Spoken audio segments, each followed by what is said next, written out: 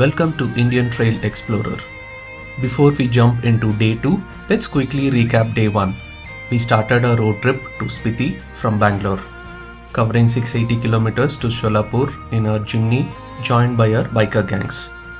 If you missed it, go check out our day 1 video to catch all the action. Now welcome to day 2 of our adventure to Spiti. Today's plan is to drive from Solapur to Dhule, a journey of about 480 kilometers in NH 52.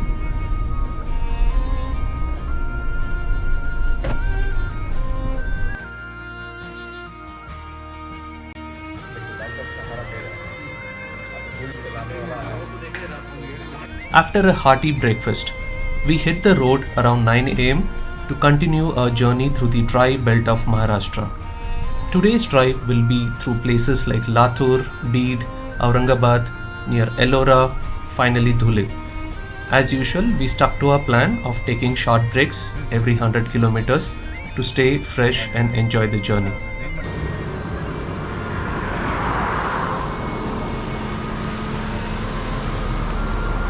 One of the highlights of the day was thanks to Sagar, our Maharashtra local, who knew just the spot to treat us to something special. He took us to a milk khova sweet stall in Kunthalgiri. Let me tell you, these sweets were absolutely heavenly. If you ever find yourself on this route, this is a stop you don't want to miss.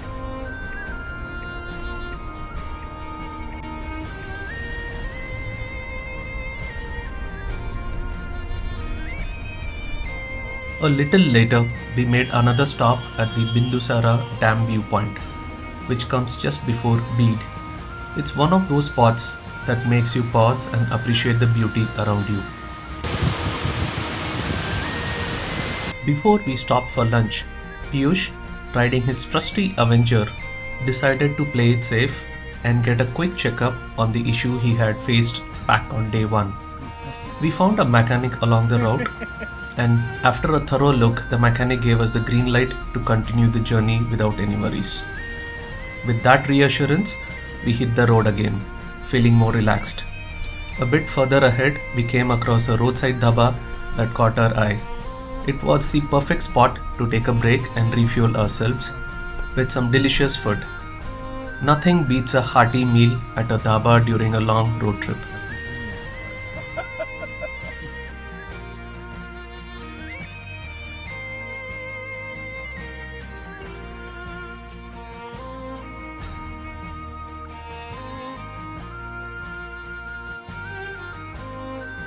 After a delicious lunch and a quick nap at the dhaba, we got back on the road. The clouds were turning dark and it was clear that rain was on its way. About 30 minutes into our drive, the bikers had to gear up for the rain, so we stopped briefly. And then the skies opened up. Heavy rain started pouring down, forcing us to reduce our speed and adjust to the wet conditions. Unfortunately, this meant our plans to visit the Ellora caves were scrapped. Sometimes the weather has its own plans.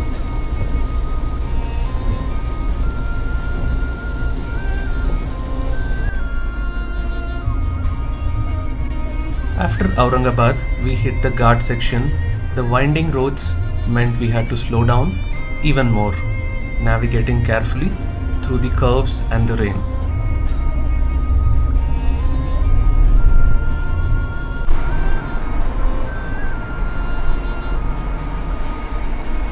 Now let's talk about the drive experience. The road from Solapur to Aurangabad was decent overall. However, after Aurangabad, things got challenging. There were lots of patchy roads, ongoing roadworks, heavy truck traffic, especially in the evening and night. Combined with the rain, this made the journey quite taxing. The toll charges for the day was around 690 rupees for Jimny on NH 52, and the petrol price in the area was 104.9 per liter. By the time we reached Dhule, it was almost 8 pm, almost 2 hours later than what we had originally planned. The rain and the road conditions had slowed us down, but we were relieved to finally arrive. We checked into Topline Resort, a spacious and well-maintained property that was perfect for a group. At rupees 3,900 for 5 people, it came out to just 780 rupees per person, a pretty good deal. After freshening up, we headed to the resort's restaurant to enjoy some delicious local cuisine.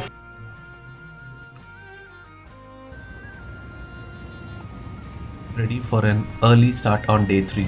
By sunrise, we were on the road, leaving Dhule and heading to Ratlam, our third state, Madhya Pradesh.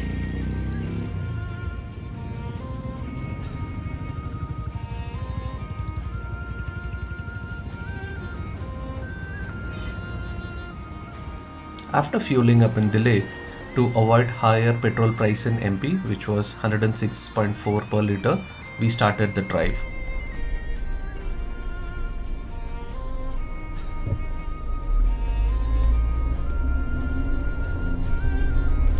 About 100 kilometers in, we stopped at a dhaba for some delicious parathas.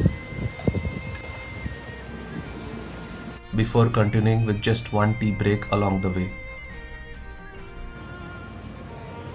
Though we considered a detour to Ujjain's Mahakal temple, we stuck to the plan as one of the bikers had a client meeting. We reached Hotel Lavanya Palace in Ratlam around 2 p.m. The property was spacious but needed some maintenance, costing rupees 5,300 for 5 people. The 350-kilometer drive today was challenging due to patchy roads, heavy truck traffic, and stray cattle, so caution is key. That's it for day 2 and day 3. Don't forget to like, share and subscribe for more updates from our epic Spiti road trip. See you in the next video. Thank you for watching till the end.